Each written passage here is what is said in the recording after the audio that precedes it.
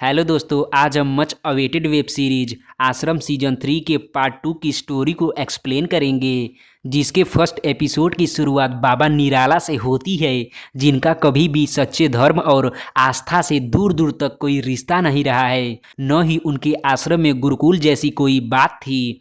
बाबा ने आश्रम की आड़ में सत्ता और अपनी हवस का ऐसा मकड़जाल रचा था जिससे किसी का भी बचना काफी मुश्किल था। दिन पर दिन बाबा के भक्तों की संख्या में अनियमित वृद्धि हो रही थी, जिस कारण प्रदेश में चुनावों को जितवाने की बागडोर भी बाबा के हाथों में आ चुकी थी, क्योंकि प्रदेश की 20 सीटों पर आश्रम का ही पूर्ण कंट्रोल था। एंड फिर सीन बाबा के आश्रम का होता है, जहां बाबा से मिलने सीएम पद के वर्तमान उम्मीदवार हुकुम सिंह आए थे, जिन्हें आश्रम की 20 सीटों पर बाबा का आशीर्वाद चाहिए था। बातचीत के दौरान 20 सीटों की डील बाबा जी के खास आदमी भोपा स्वामी हुकुम सिंह से 70 करोड़ रुपए में लाक करते हैं। बाबा जी के साथ हुकुम सिंह की इस डील की भनक वर्तमान सीएम सुंदरलाल को लग जाती है, इसलिए वे आश्रम का ध्यान अपनी ओर आकर्षित करने के लिए बाबा के काले कारनामों की जांच के लिए इंटेलिजेंस डिपार्टमेंट की टीम को उनके आश्रम पर रेड करने के लिए भेज देते हैं।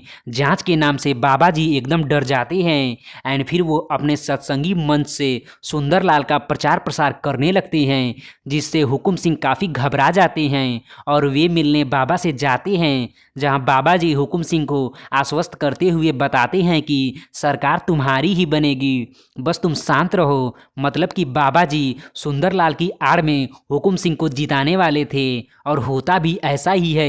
हुकुम सिंह चुनाव में विजयी होकर सीएम बन जाते हैं। आगे हुकुम सिंह के सीएम बनते ही सरकार का पूरा कंट्रोल बाबा जी के हाथों में आ गया था। प्रदेश की सबसे ताकतवर शक्ति बनने के बाद भी बाबा को कोई चिंता अंदर से सताए जा रही थी। एंड फिर हमें पता चलता है कि वो चिंता कोई और नहीं बल्कि उन्हीं के आश्रम की एक लड़की पम्मी पहलवान है, जिसने बाबा के घमंडी हवस को ललकार दिया है। एंड फिर हमें दिखाया जाता है कि पम्मी आश्रम से भाग गई है, जिसे खोजने में भोपा स्वामी ने पूरे आश्रम को लगा दिया है, क्योंकि पम्मी वही लड़की है जिसे बेहोश करके बाबा ने उसका रेप किया था। और अब बाबा को डर था कि पम्मी उनकी सच्चाई जनता के सामने उजागर न कर दे।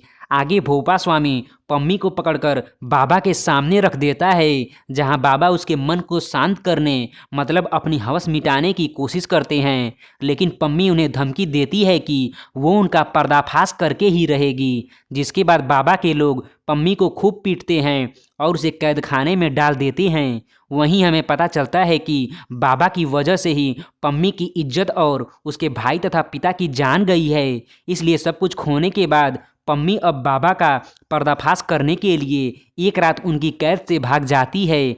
पम्मी के भागते ही बाबा के आंखों की नींद गायब हो जाती है, इसलिए बाबा ने पम्मी को किसी भी कीमत पर पकड़ने के लिए आश्रम के लोगों को लगा दिया था। लेकिन पम्मी भागकर पूर्व सीएम सुंदरलाल के पास पहुंच जाती है। पम्मी के बहाने सुंदरलाल बाबा और हुकुम सिंह को घेरने लगते हैं। आगे सुंदरलाल मीडिया को बुलाकर पम्मी का बयान दिलवाते हैं कि बाबा ने उसका रेप किया है। मीडिया में इस खबर के वायरल होते ही डिस्ट्रिक्ट कोर्ट बाबा को सम्मन भेजकर कोर्ट में हाजिर होने का आदेश देता है। धीरे धीरे कानून का शिकंजा बाबा पर कसने लगा था, जिसके डर के मारे बाबा ने सुंदरलाल का मुंह बंद करने के लिए उनके साथ मिलकर हुकुम सिंह के ऊपर अविश्वास प्रस्ताव लाकर उनकी सत्ता बर्खास्त करने की योजना बनाई। आगे हुकुम सिंह को भी खबर लग जाती है कि बाबा अब उन्हें डसने वाला है। एंड फिर सीन कोर्ट में बाबा की पेशी का होता है, जहां पूरा खेल ही पलट जाता है। प्राइवेट सुनवाई के दौरान बाबा के वकील बताते हैं कि बाबा का शुद्धिकरण हो चुका है, इसलिए वो किसी का रेप कर ही नहीं सकते। आगे बाबा के शुद्धिकरण की रिपोर्ट को डिस्ट्रिक्ट हॉस्पिटल के सीएमओ वेरीफाई कर देते हैं, चूँकि भोपा ने पहले ही सीएमओ को 20 करोड़ रुपए में खरीद लिया था। एंड फिर मेडिकल रिपोर्ट देखने के बाद कोर्ट बाबा को बाइज्जत बरी करते हुए पम्मी को उसके पिता और भाई की हत्या के जुर्म में हिरासत में लेने का फैसला सुनाती है। एंड फिर सीन आश्रम में भोपा स्वामी का होता है, जो बाबा से कहता है कि बाबा अपना हौसीपना बंद करो, नहीं तो अनर्थ हो जाएगा। एंड फिर सीन जेल में पम्मी का होता है, जहां उसे भोपा स्वामी के कहने पर पम्मी को खूब पीटा जाता है, क्योंकि जेलर भी बाबा से मिला हुआ था। एक दिन पम्मी का लवर अक्की पम्मी से मिलने पम्मी के चचेरे भाई नोनी को भेजता है, जहां जेलर नोनी को बताता है कि पम्मी किसी से मिलना नहीं चाहती। नोनी की बातें सुनकर अक्की समझ जाता है कि कुछ तो गड़बड़ है। एंड फिर पम्मी की भाभी बबीता को दिखाया जाता है, जो आश्रम में ही काम करती थी। एक दिन वो पम्मी की माँ से उसकी आखिरी बातें करवाती हैं, जिससे रोते हुए पम्मी कहती है कि माँ मैं सब ठीक कर दूंगी, बस तू मुझे माफ़ कर दे। पम्मी की ये आवाज़ सुनते ही उसकी माँ तुरंत मर जाती हैं, क्योंकि पम्मी की माँ को लगता था कि पम्मी ने बाबा जी के साथ विश्वासघात किया है। एंड फिर बाबा जी जेल में सत्संग करने जाते हैं, जहाँ वे पम्मी से मिलते हैं। बाबा को देखते ही पम्मी को न जाने क्या हो जाता है, वो बाबा के चरणों में गिर जाती है और बाबा से विनती करती है कि मुझे एक दिन की छुट्टी दे दीजिए, माँ को अग्नि देकर वापस लौट आऊँगी। बाबा जी भी मान जाते हैं, जिस पर पम्मी बाबा जी के सीने से लिपट जाती है और फिर बाबा जी एकदम से पिघल जाते हैं। आगे पम्मी बाबा जी से एक और प्रार्थना करती है कि बाबा जी मुझे यहाँ से निकाल लीजिए, मैं उम्र भर आपके चरणों में रहकर आपकी सेवा करूँगी। एंड फिर सीन पम्मी की माँ के अंतिम संस्कार का होता है, जहाँ पम्मी नोनी से कहती है कि बोल देना अक्की को उसकी पम्मी उसके लिए मर गई है।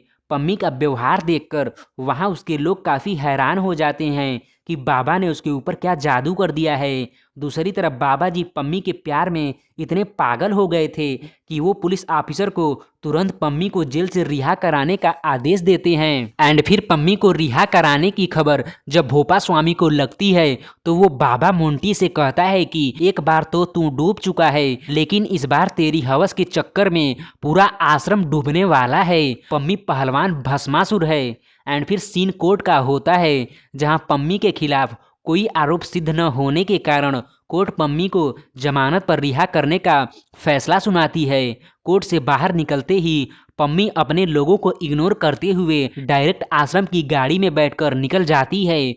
पम्मी के आश्रम पहुंचते ही भोपा उसे बाबा से दूर रखने के लिए सबसे अलग कमरे में रखवाता है। आगे पम्मी को आश्रम में झाड़ू पोछा इत्यादि काम करने को दिया जाता है। एक दिन आश्रम में पम्मी से मिलने उसकी भाभी बबीता आती है, जो पम्मी का बाबा के प्रति आस्था देखकर एकदम हैरान हो जाती है।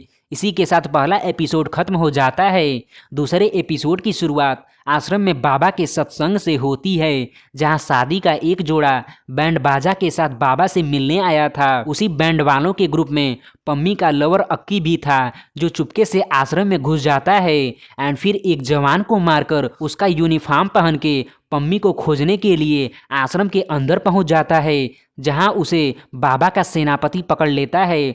एंड फिर अक्की को बाबा के सामने पेश किया जाता है, जहां बबीता भी खड़ी थी। वहीं बाबा को पता चलता है कि अक्की ही पम्मी का लवर है, जिसने बाबा के खिलाफ साजिश रची थी। एंड फिर बाबा अक्की को गोली मार देते हैं, जिसे देखकर बबीता एकदम से डर जाती है। आगे बबीता पम्मी को जाकर बताती है कि अक्की को बाबा ने जान से मार दिया है, जिस पर पम्मी कहती है कि मैंने सब कुछ पीछे छोड़ दिया है, मैं किसी अक्की को नहीं जानती। लेकिन बबीता के जाने के बाद पम्मी खूब रोती है, चूँकि पम्मी को बाबा के आसपास फटकने से भोपा स्वामी ने एकदम मना किया था। लेकिन एक दिन पम्मी जिद करके बाबा के सत्संग में पहुंच जाती है, जहां भोपा स्वामी पम्मी को देखकर एकदम बौखला जाता है और उसे खूब डांटता है, जिस पर बाबा भोपा को चुप कराते हैं। लेकिन भोपा स्वामी पम्मी को घसीटते हुए उसके कमरे में लेकर जाता है, जहां वो बेड पर पम्मी के ऊपर गिर जाता है। बेड पर गिरते ही पम्मी भोपा को कसके पकड़कर सेड्यूस करने लगती है और कहती है कि मर्दानगी ना है का तुझ में, कहीं ऐसा तो नहीं कि बाबा ने तुम्हारा भी शुद्धिकरण तो नहीं करवा दिया है। कुछ देर बाद बबीता पम्मी के पास आकर उसे समझाती है कि अगर आग से खेलोगी तो भस्म हो जाओगी, जिस पर पम्मी कहती है कि मैं सबको लेकर भस्म होऊंगी। एंड फिर सीन भोपा स्वामी का होता है, जो अब पम्मी की तरफ आकर्षित होने लगा था।